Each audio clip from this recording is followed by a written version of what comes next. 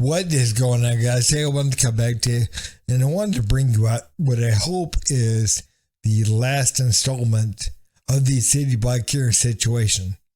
And man, I got to bring this to you because Dr. Rashad Richey, he ends up weaponizing his tears.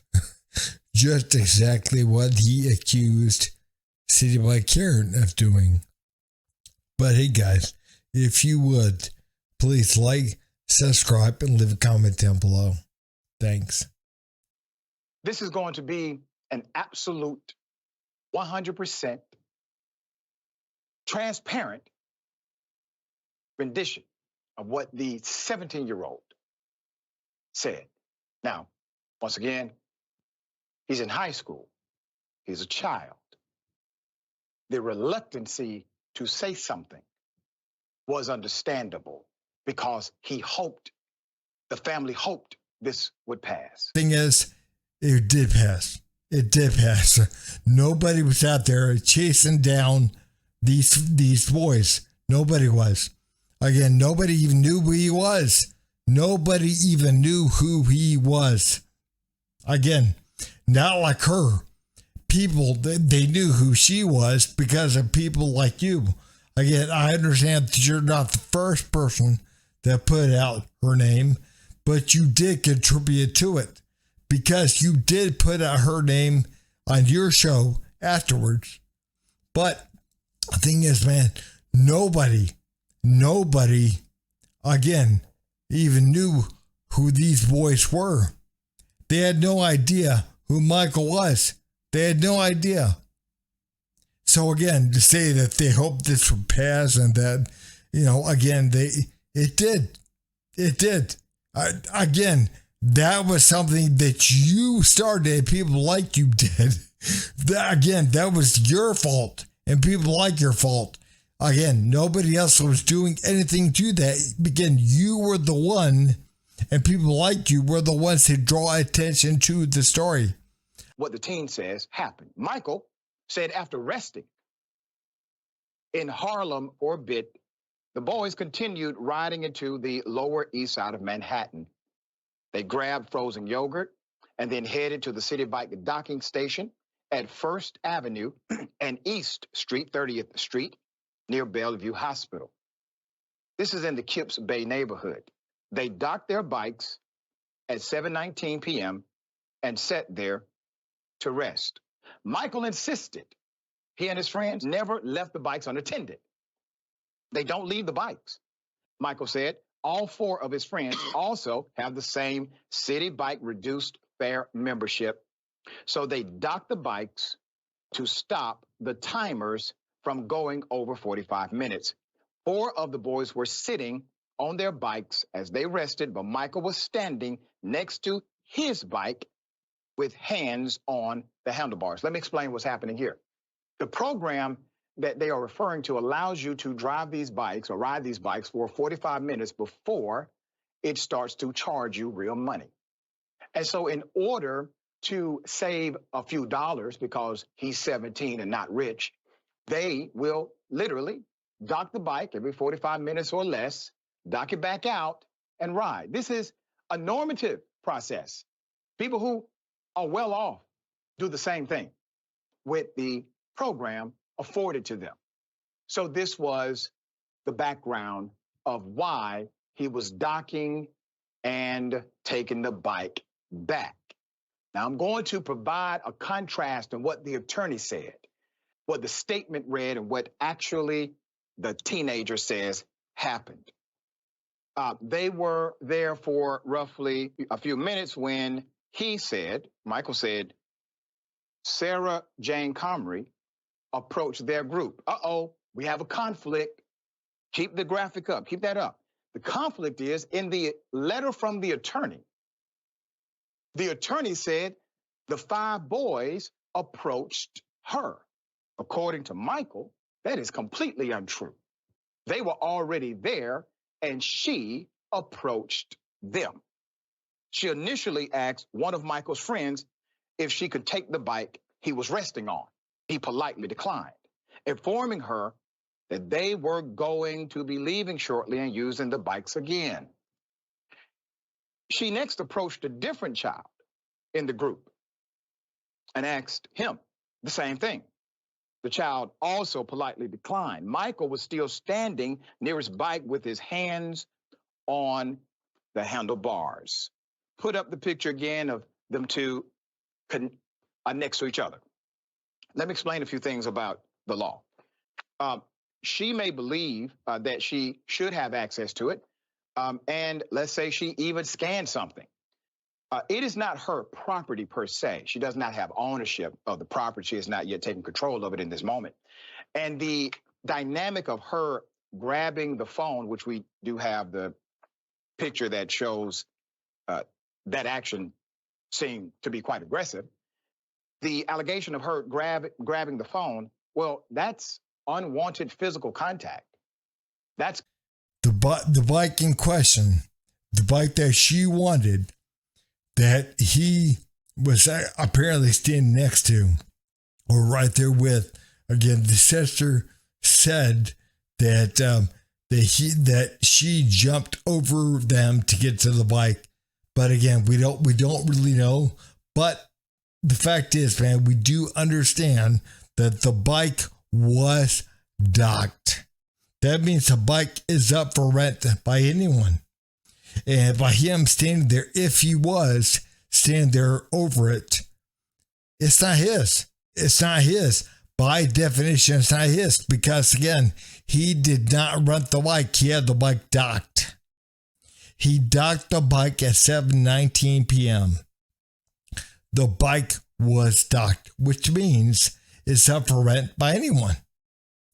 And she wanted that bike. Why?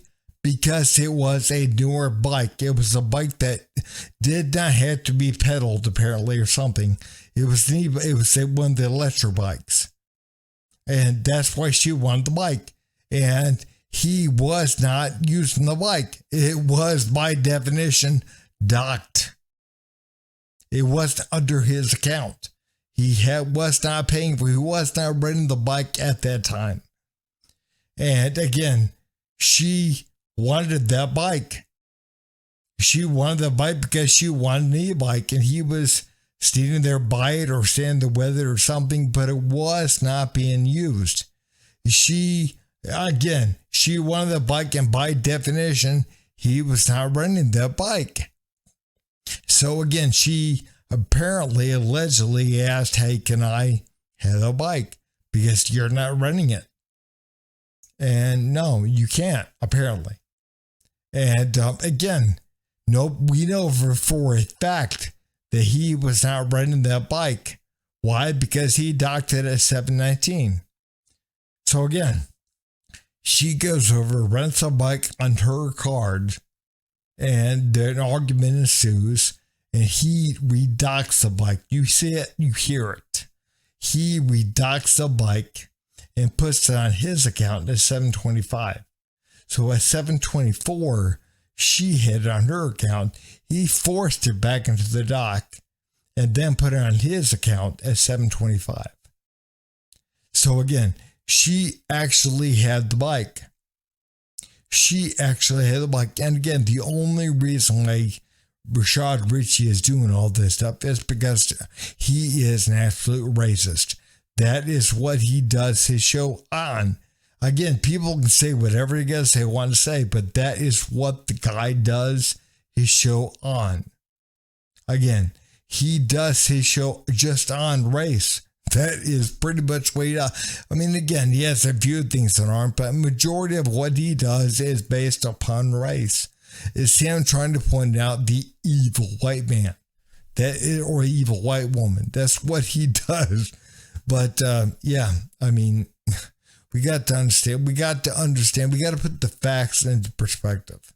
We had to look at actually what happened. And again, he docked the bike at 7:19. She allegedly came out and said, can I use the bikes? We don't even know if she asked. We don't know exactly. That was his statement. But we do understand for a fact that he had the bike docked at 7:19. And then at 7:24, the bike was rented in her name, in her account. And we actually see it in the video, him push the bike back into the dock and re-rent the bike at 7:25. So we do know that actually she was in legal possession of the bike. She had rented the bike, and the reason why he took the phone, or she took the phone away from him, is because, and again, I'm not saying that was something she should have done, but I understand what she was doing. She was taking the phone because he was trying to, of course, redot the bike, which he did do. He forcibly redot the bike, and then he was going to use his phone to rent the bike again.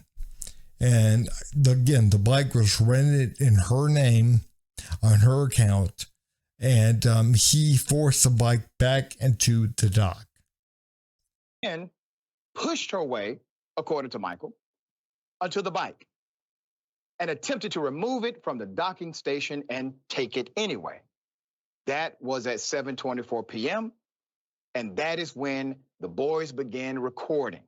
Now, put up the picture again of Miss Comrie, the three, okay?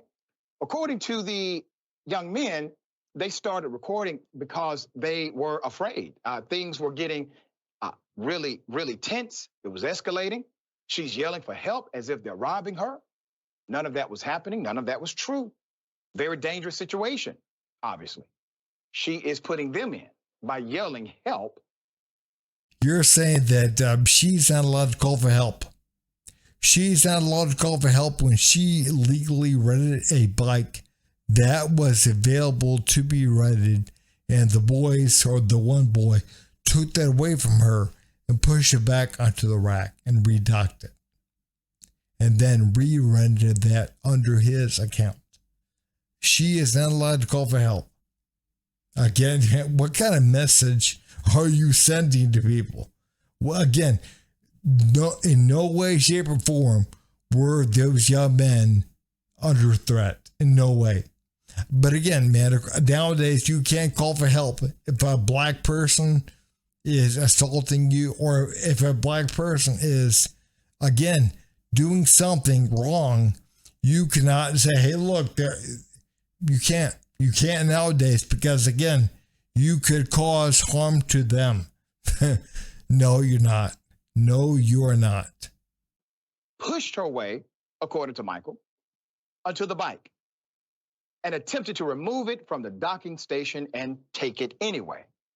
That was at 7:24 p.m., and that is when the boys began recording.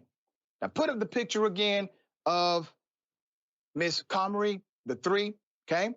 According to the young men, they started recording because they were afraid.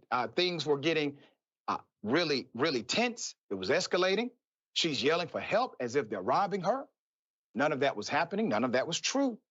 Very dangerous situation, obviously. She is putting them in by yelling help. She shouldn't have grabbed the phone, but here's the reason why she did. Again, she rented that bike at 7:24 p.m. Why? Because that bike was available to be rented. He got the bike at 7:19. He got the bike. That bike was available. So she rented the bike. And then he forcibly took the bike and pushed it back onto the rack. And again, that was wrong. That itself was wrong. Again, she had legally rented the bike, and he took the bike, pushed it back onto the rack. He took the bike, put it back onto the rack, docked it, and then re-rented that in his name.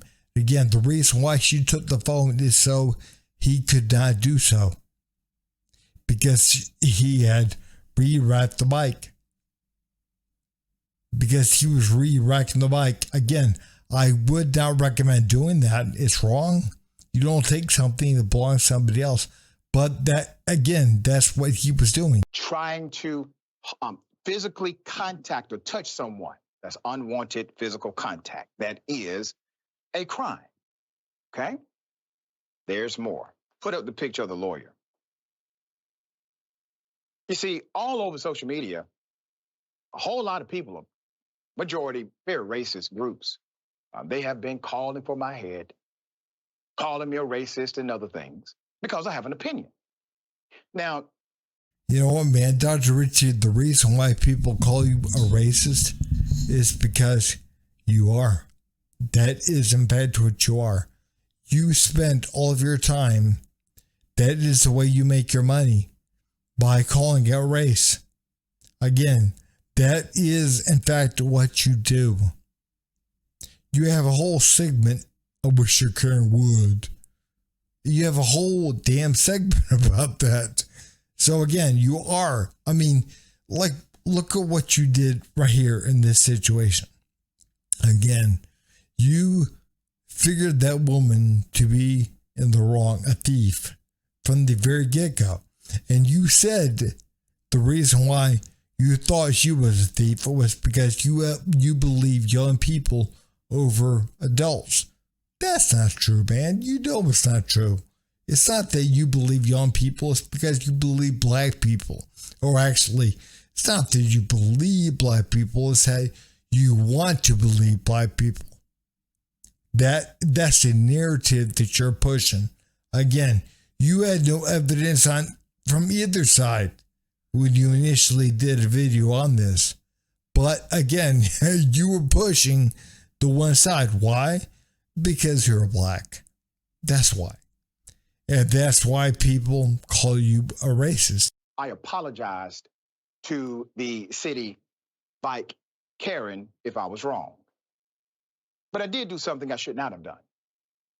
I should not have made such a conclusion so early without at least hearing from the other side.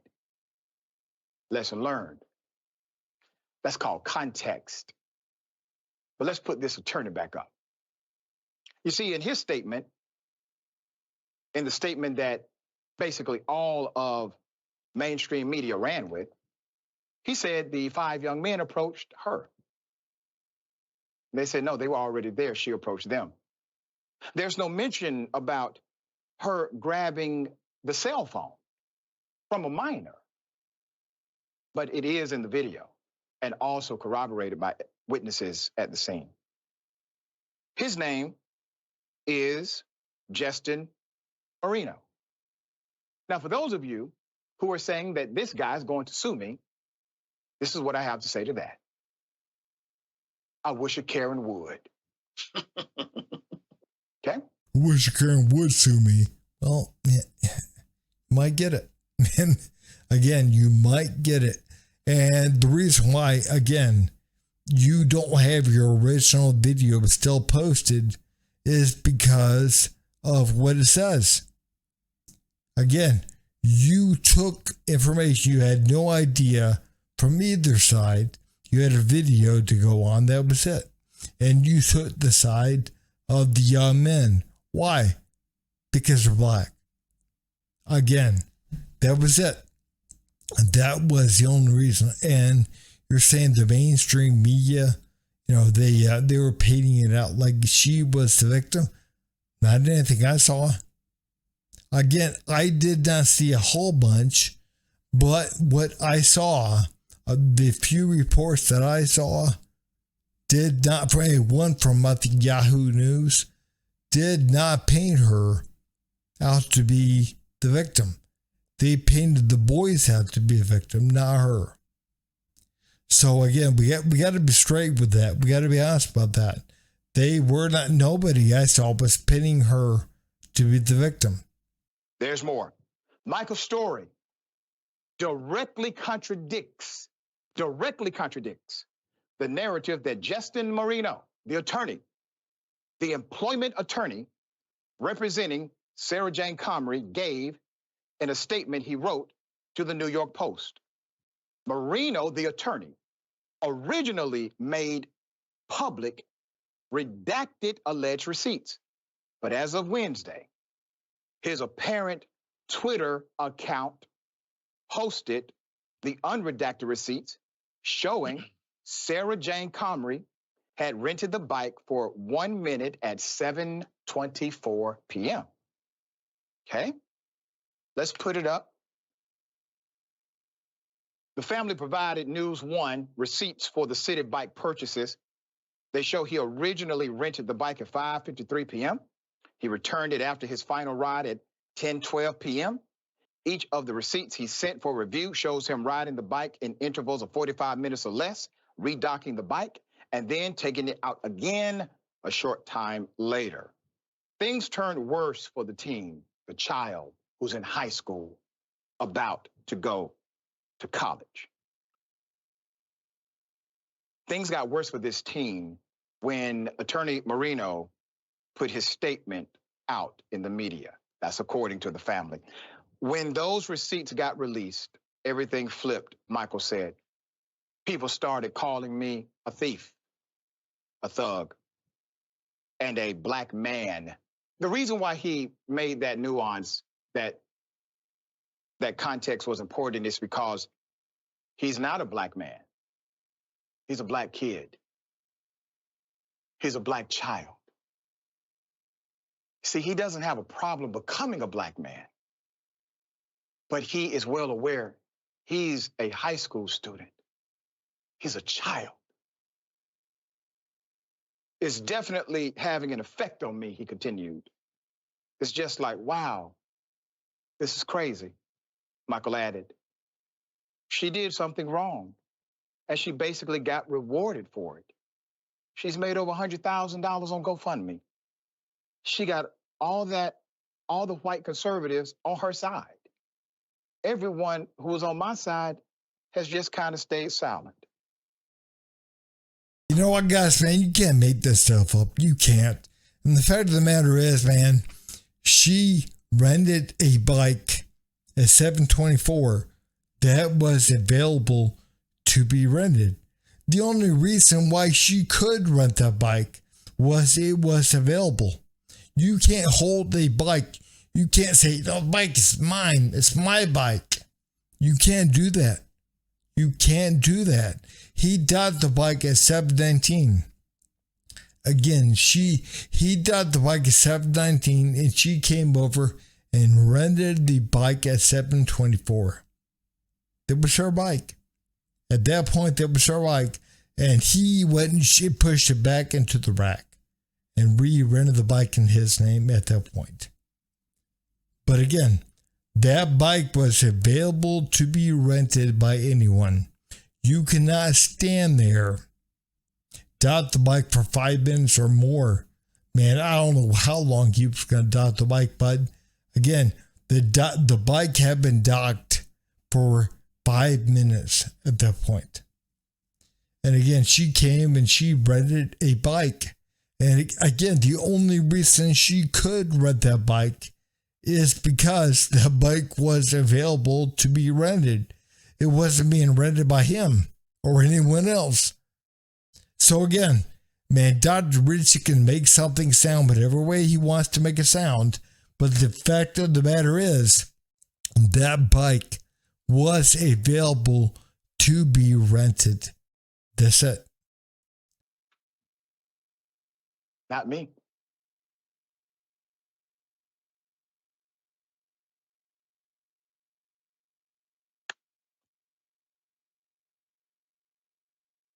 Let me tell you why this is emotional.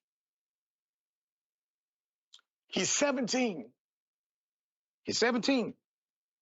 You see, for young black males, moments like this have a way in this country of defining them,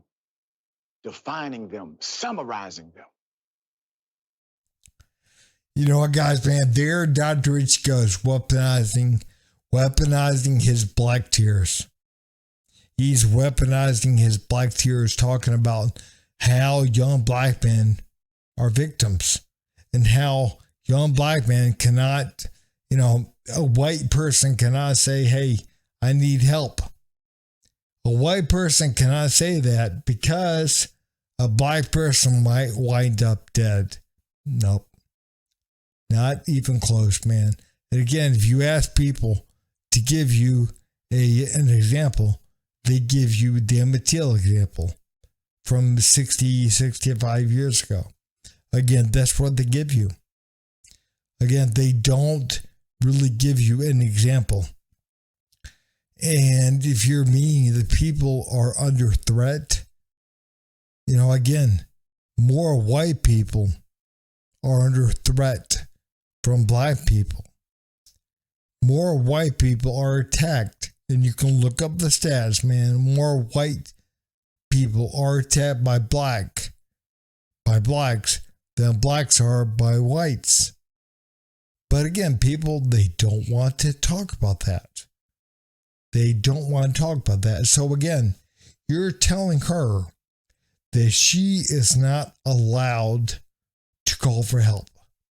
You're telling white people that they are not allowed to call for help because it may get a black person killed. No, it's not. And you know damn well it's not going to result in their deaths. Not one single bit. But again, man, you keep pushing that racist narrative. You keep pushing it forward. And then you're gonna do exactly what you accuse her of doing. Weaponizing your tears. Dr. Richie, man, I'm sorry. I'm sorry that you're so oppressed. I'm sorry, as a black man, you have lost all these opportunities to people like me. I'm sorry that you're not doing well.